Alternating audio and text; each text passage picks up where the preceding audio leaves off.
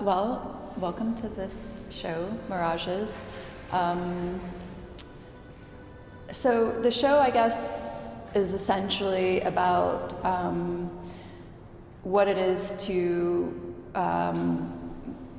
attempt to grasp an image. That's why it's called Mirages. So in some ways, the paintings are meant to feel like, or I think in general, making a painting is kind of as a kind of way of striving to grasp an image, and what does it mean for the image to be mediated in paint, and like, you know, what's real or not real about that kind of, and also the attempt to grasp the image of another person specifically, and the difficulty of really seeing someone, both physically and maybe psychologically. So the idea is to draw attention to all the ways that images are kind of mediated in an attempt to kind of parse out the real from the constructed, or from the reflected, or, you know, all of these things that get in the way of our seeing the physical world, and also seeing the reality of a person. And it's kind of about the experience of being close to someone, but always striving to really see and understand them. So I guess we could just kind of start and go around and talk about individual paintings, if that sounds good. But we can also have a conversation. So if you have questions, just ask them. It doesn't have to be formal. You can interrupt, or, you know, whatever. So so this painting, have you been told titles or anything before? A few. Okay. So the titles in my work are often pretty important, and they, I mean, it's funny that I'm saying that in front of this one, which doesn't have necessarily the most, it has a pretty quotidian title. This is just M projected. And M always stands for Mackenzie, my partner, who's in every painting except the one interior there. So this is sort of the basis of the idea, you know, a projection of a person, but we're all sort of projections of something at all times, and it's always shifting. You know, we're kind of mirages too. Paintings are mirages, or that's the idea anyway. So just thinking about the distortion and highlighting the distortion of projection. So it's like, you know, a little bit. You can see the edges of the projection on this brick wall. And another thing that's recurring is this blindfold. So the blindfold is meant to do a couple of things. One thing is to make the viewer maybe consider the power dynamics that are happening in the painting. Like maybe you feel a little nervous about her safety or something, you know, why is she blindfolded? Is she being disempowered in this painting? But also, to me, the blindfold helps us think empathetically about her position as a subject, and what it might feel like to be a subject and feel blindfolded. Because you kind of, out of concern for her, you sort of maybe you try to feel what she's feeling. But also the paintings like to always consider not only our gaze, but her gaze. So in this case, the fact that her gaze is obstructed maybe indicates that she's having an internal experience. So we're having a very external experience, she's having a very internal experience. And then for me, it makes me think about a person's interior world when their eyes are closed or covered. So that's that painting. And this one is in bed with a mirror. And this one I kind of think It has a feeling of maybe like she's reaching toward another dimension or something almost, but then it's also kind of symbolically about partnership and in bed with a mirror and reflecting back and forth to each other in a relationship. And so again, with the blindfold, yeah, I don't know if anyone has any questions, just feel free to ask them. I was just wondering if you were directing her in a way to portray the moment, because like here, as you were saying, like I really feel this presence of trust, like because she's in a vulnerable space and anything could happen and she doesn't have control of the external. But then in the other room I see like a really fragile position. So since there is like this, you know, this polarized like feeling, and it was curious if you were conducting her. That's a really good question, actually.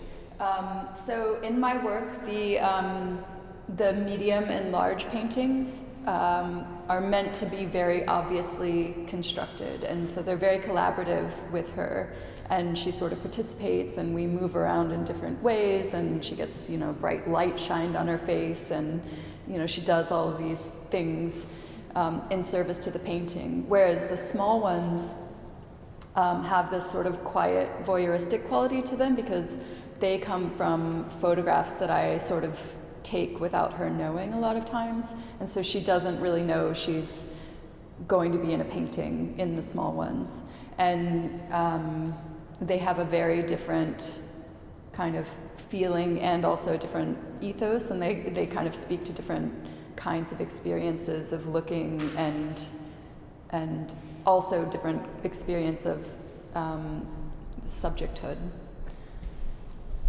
So this small painting here, for example, I think of these two as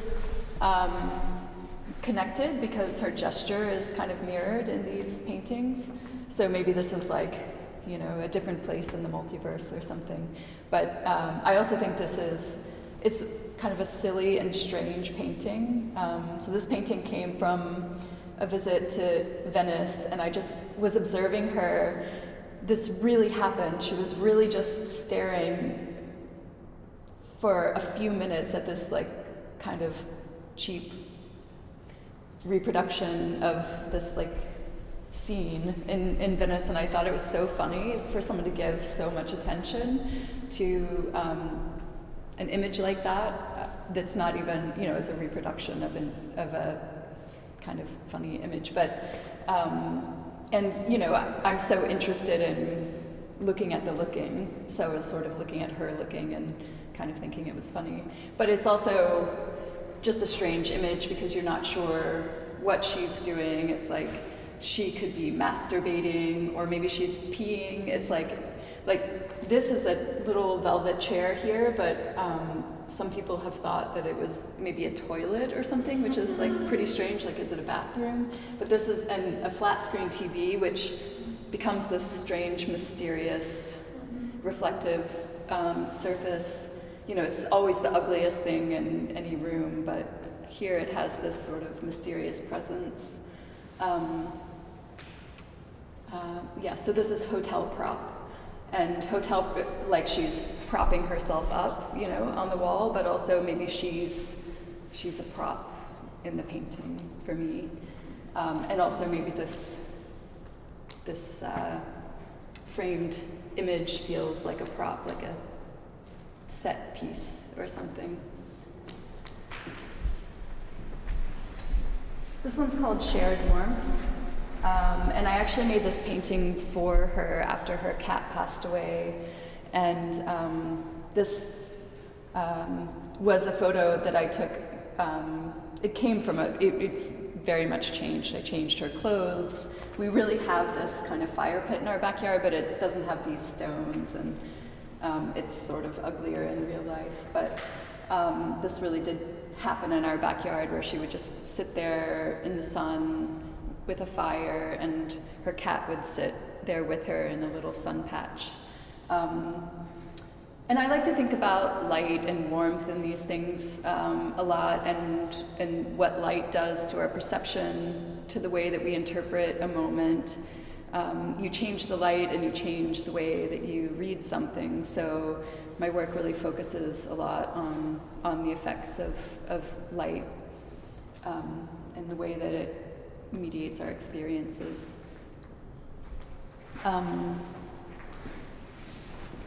So this show really introduces the idea of the green screen, which is something that I've been working on lately. And so I've been kind of incorporating these different elements that kind of show the seams of production in the construction of a narrative. And so the green screen is kind of the most recent addition. The idea being that the figure in the painting is being projected onto, essentially, which is kind of what we do when we look at a painting of a person. We start projecting everything about ourselves and our own experiences onto what we're looking at in an attempt to understand. So I liked the idea of her being in flames, but they're completely benign flames because they're just sort of fake special effect flames. So an image like this is kind of the opposite of one of these small, kind of quiet domestic images. And yeah, her face is really strange in this one, I think.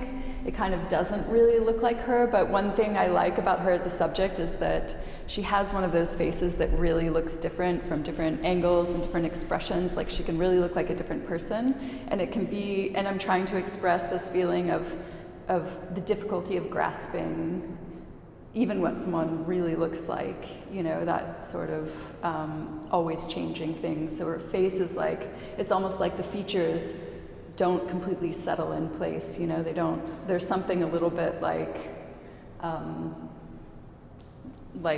they're morphing or not quite settled, and so that sort of fits in again with the idea of mirages.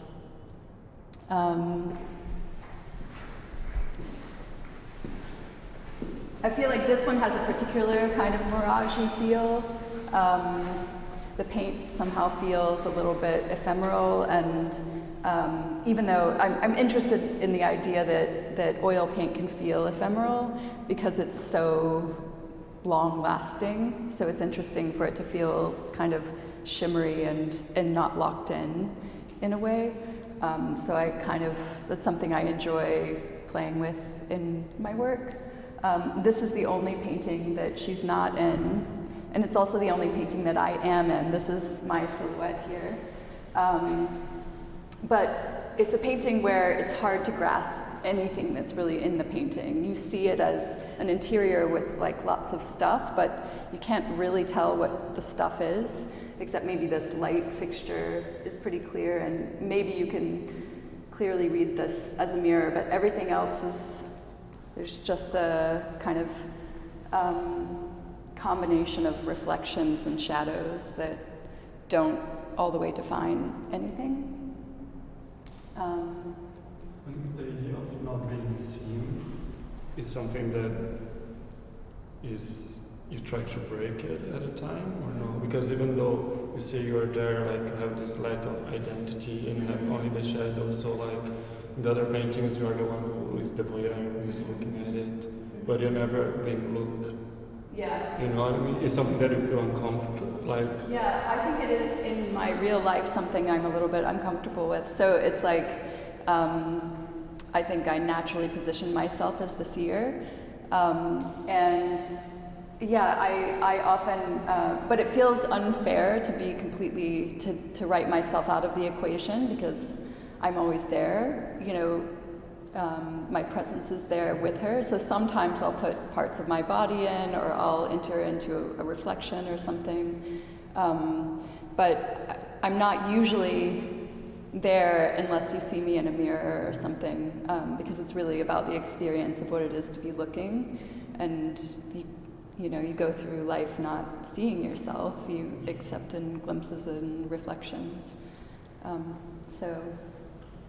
Yeah, There's something that I thought was really interesting with this painting is that, as you said, most of the items and features, we cannot identify them clearly, but what really stands out and what somehow is the more visible is the absence of the subject, and in this setting in particular, because we can see all the other paintings featuring her, and I just thought that it really stands out in this way.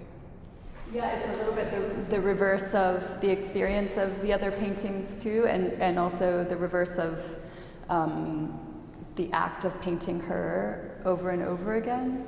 And the reason that I paint her in every painting instead of, painting other subjects, which I used to do more of, but it's sort of become more and more focused on just her, and occasionally also my son, who I'm also in such intimate proximity with. But I'm really interested in the idea of what can happen and the possibilities of using her image over and over again, because normally when we encounter a portrait, there are certain kind of barriers that you have to get past before you can really get into what is happening in the painting, and some of the first questions are, who is this person? What's their relationship to the artist? Why are they being painted? Why are they there? And I think when you paint her over and over again, those questions are kind of already answered, so she can take the next steps and do other things and ask other more interesting, more nuanced questions. And the other aspect of painting her over and over again is that I'm always trying to make the figure less benign, because I think that is something that's very difficult in figurative painting, especially painting women, because we have so many centuries of painting where the woman becomes this benign object that we're very comfortable with. We're very comfortable with a nude woman being present in a painting. So I'm trying to I think that painting her over and over again really humanizes her. Like, you really feel like you start to know her, and you're like, oh, there she is again, what's she doing now? And you kind of feel such familiarity with her that she can't become a benign object, because to you she becomes a person because you're so familiar with her. But also using her over and over again in this way, she can become useful to communicate something symbolic, like maybe being Lady Justice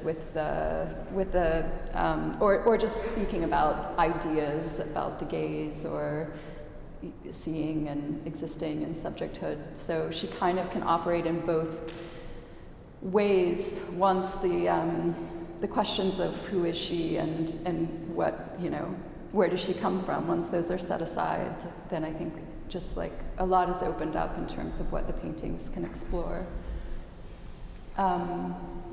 This is a giant painting of her face, obviously. I enjoy the experience of getting to see, a face this large. It's a little bit like the experience of maybe getting up so close to a face where you can hardly even tell what you're looking at, which you've probably all done with someone that you're very intimate with, where your whole field of vision is their face.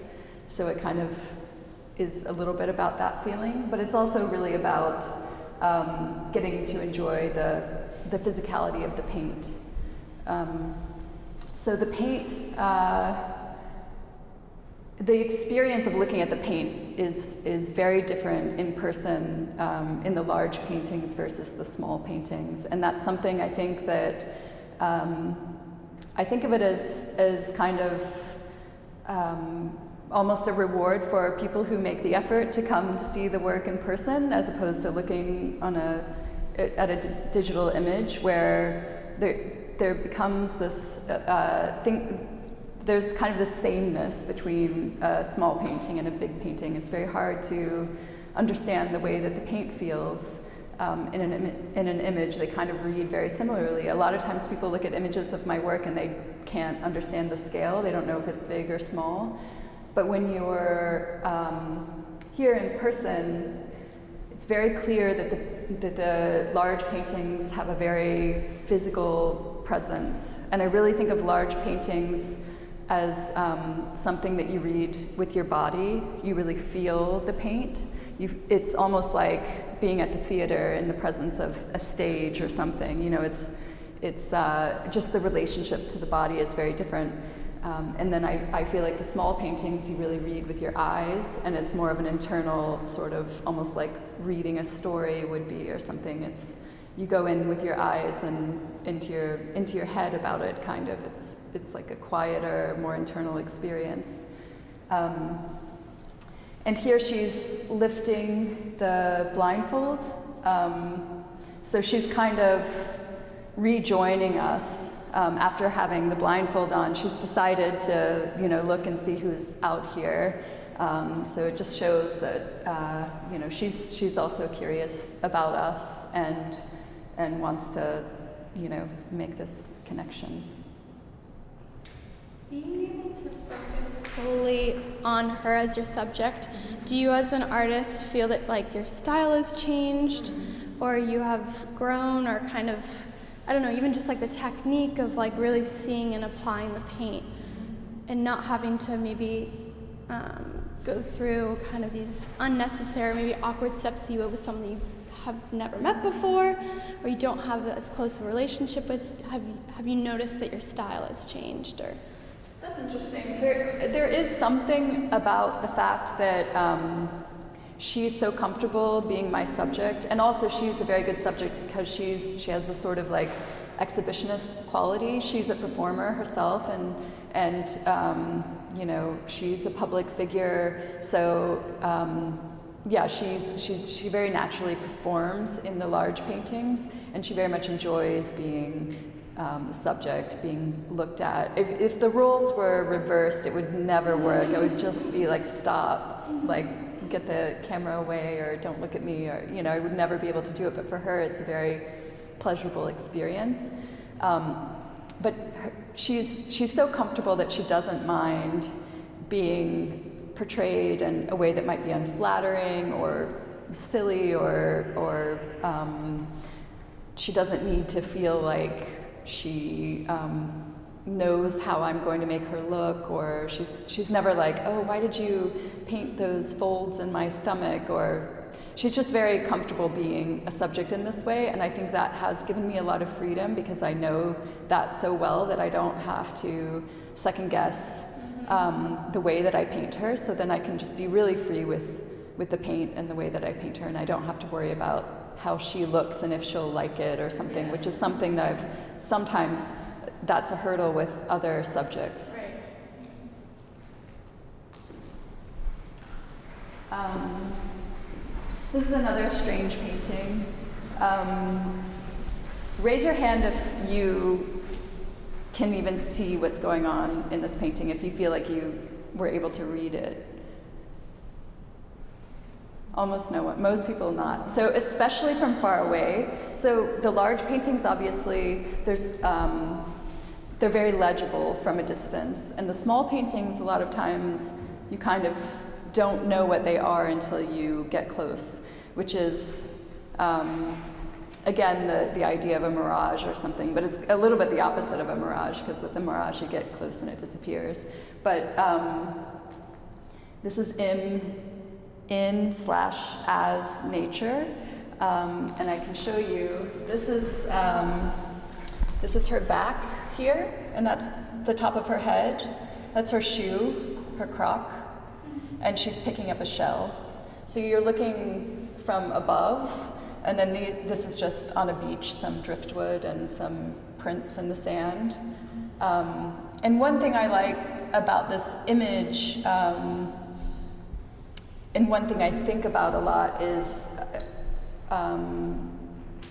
attention and trying to slow down attention, and how do you get people to spend time with an image and have a slow read of an image, because I think we've all been sort of in recent years kind of trained away from that kind of slow slow attention, and I think making something that's initially a little bit illegible helps to slow down the rate of looking. And that was one of the things that interested me about making this painting, but also just sort of, her as part of her surroundings, the subject not being separate from the world or their environment. And again, just the struggle of seeing someone in their environment, or the struggle of maybe seeing them as separate from their environment, or separating them from environmental factors. Okay, the color in this one, unless I'm not registering it correctly, but it seems more sort of imaginative. Yeah, that's true. This one, it's very pink and purple and blue, which is not really the colors that would be on a beach, but funnily enough, this was on a beach in Fire Island, and there is a kind of pink sand beach area there, so I was sort of taking cues, and there's something about that place that feels so kind of magical and otherworldly, and I think I was just trying to communicate a little bit about the experience of what it's like to really be in that place. So the colors are pushed a little bit into the realm of fantastical. I also find it interesting, kind of the similarity between this small painting and the other, where there is kind of the reverse of framing, because the frame is inside the painting, and here as well you have it on the bottom, kind of, you almost feel like you're drawn into the periphery of something, and that kind of the focal point is decentered. So I think that's very beautiful about those two. Oh, thank you. Yeah, I think that those two, they do go well together. There were other hangs where we considered having them together, but then they sort of felt like they needed their space from each other, so it didn't feel like they were a diptych or something. But yes, there is a kind of something about those two paintings that they're sort of sisters.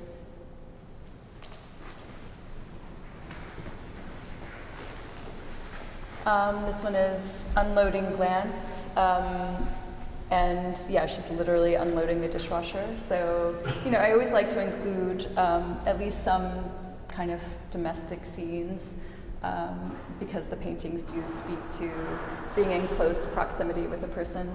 And this painting is, I would say, most about her gaze, and the connection with the subject, and and also, again, we see evidence of the way that the paint is very loosely applied, so that it feels there's a lack of solidity in the world, and that's all. This is kind of, I guess,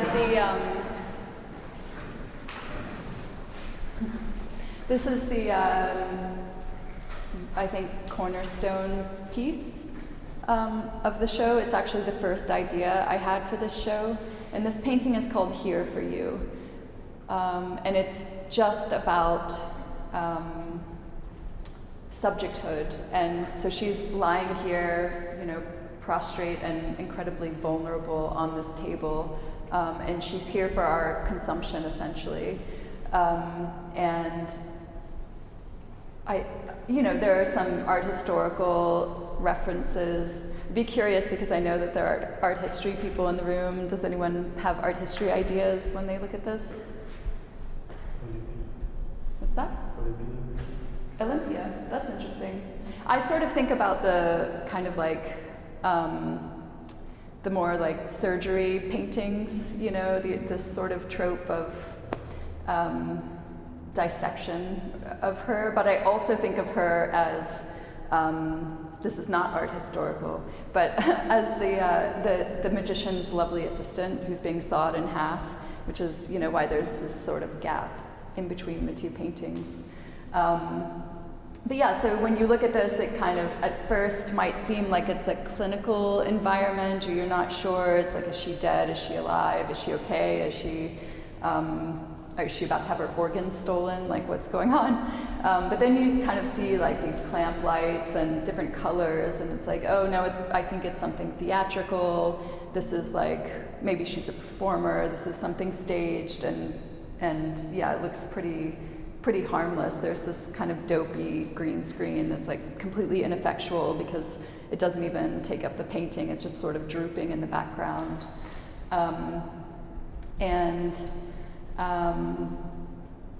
Yeah, she's obviously, she's here for us, but she's also giving you this look of almost like, it's like an intense connection with the viewer, but maybe she's just really hoping that we're responsible with what we do with her image and the experience of consuming her as a subject.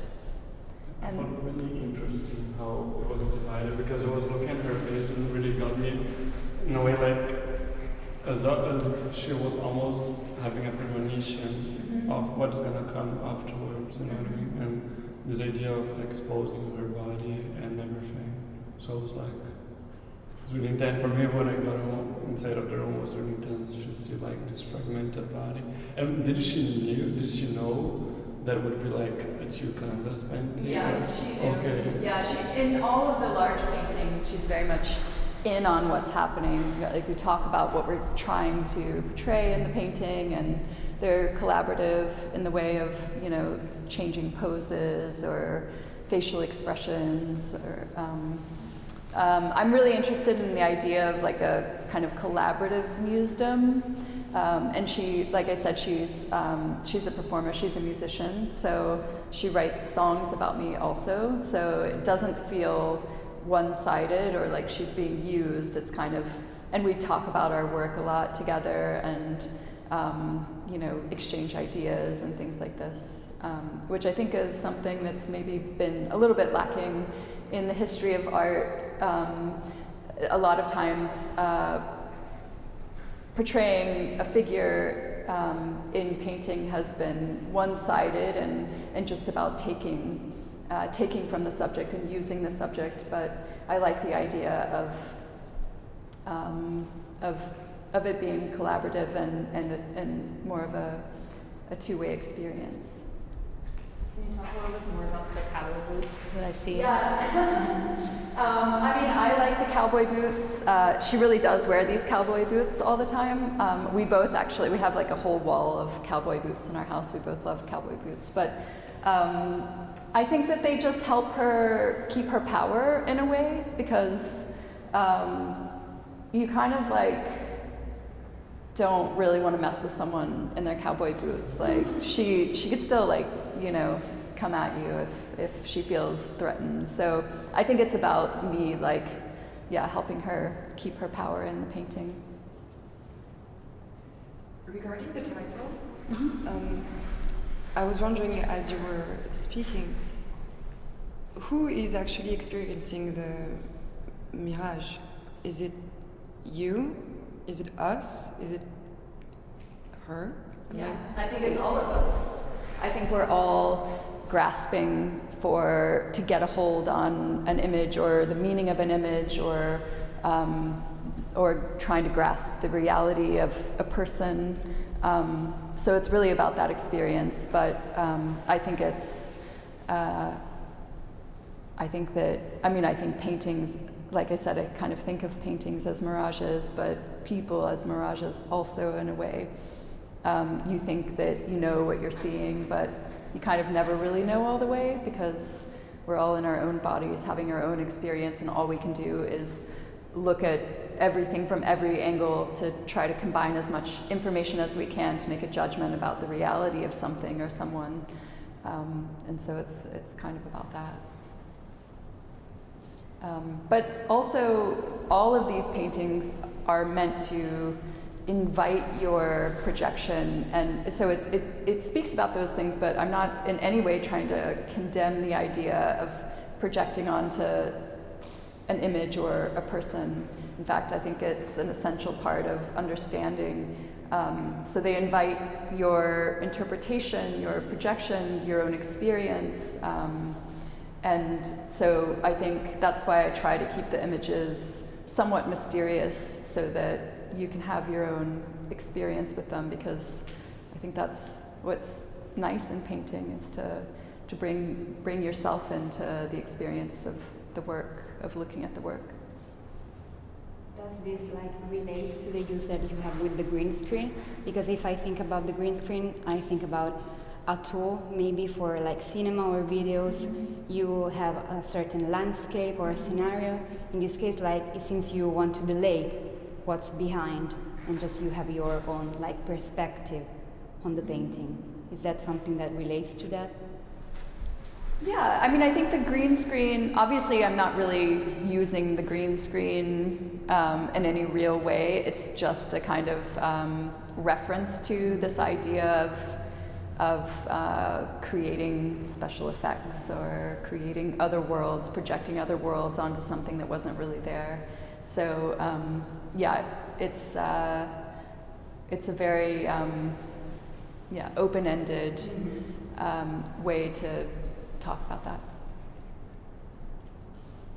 Perhaps this is just because I've studied a lot of Renaissance art, and one of the main themes is religion in Renaissance art.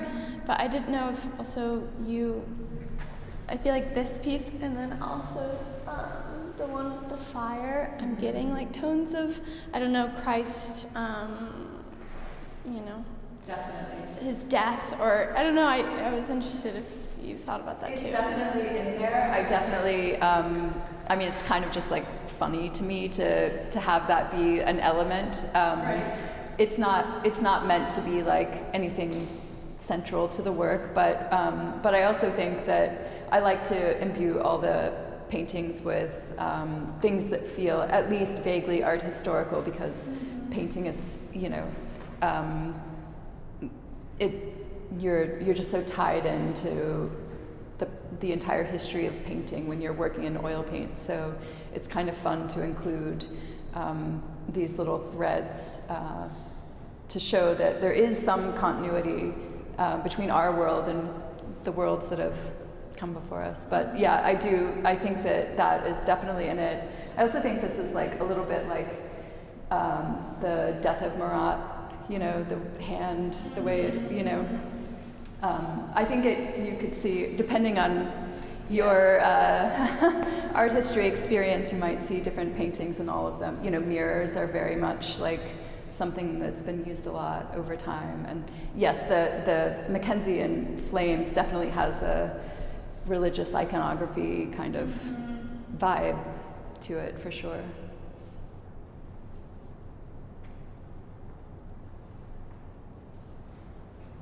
Question regarding how you decided to exhibit the paintings without the titles next to them, because you said it is an important part of reading. Yes. Yeah, it's interesting. I think the titles are printed over here, but yeah, it's very hard in a gallery or a museum to show the paintings with the titles. And it's actually one of the only things I really enjoy about social media, is that when you see an image, you see the title at the same time, and that's such a rare thing. And I think it's really effective with my work, because the titles tend to be an important piece of the puzzle. So yeah, I mean, in a gallery or museum setting, I'd like to at least make sure that people will have the titles on hand in some way. I think tonight at the opening, maybe there'll be some printed sheets that people can look at and follow around, but otherwise they're here on the wall. But yeah, maybe they should be holograms, projected in front of the paintings or something next time. Would be cool. I think that's about it, unless I feel like we kind of covered everything, but if you have any questions, if you want to look around some more.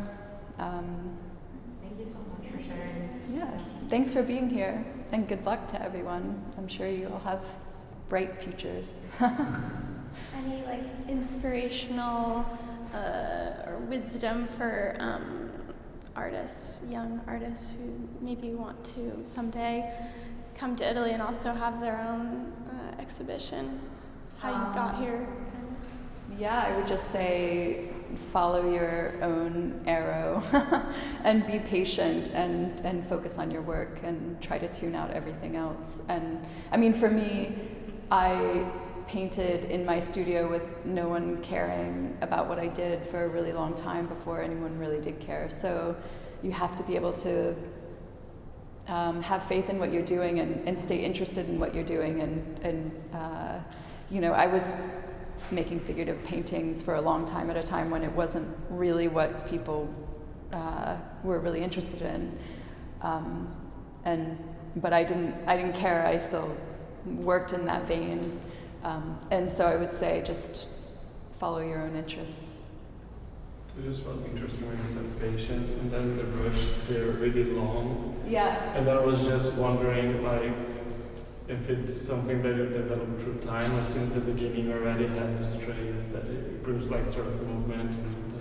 Yeah, you know, it's funny.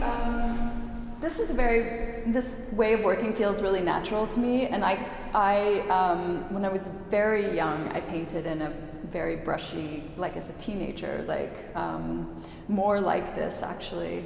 And then I went through a period of feeling almost like a kind of shame about like having too much of my own identity in the brushstrokes. You know, it's like if you wanted to paint something figurative, in order for it to seem conceptual, like you had to be like very Richter about it or something, just kind of eliminate yourself from the paint. And then I just sort of at one point hit a wall and just needed to have more pleasure in the act of painting. And so that's when I started just freeing myself to use the brush however I wanted. And it's funny because it really took me back to a way that I painted when I first learned to paint. So this is really the most natural way for me to paint, I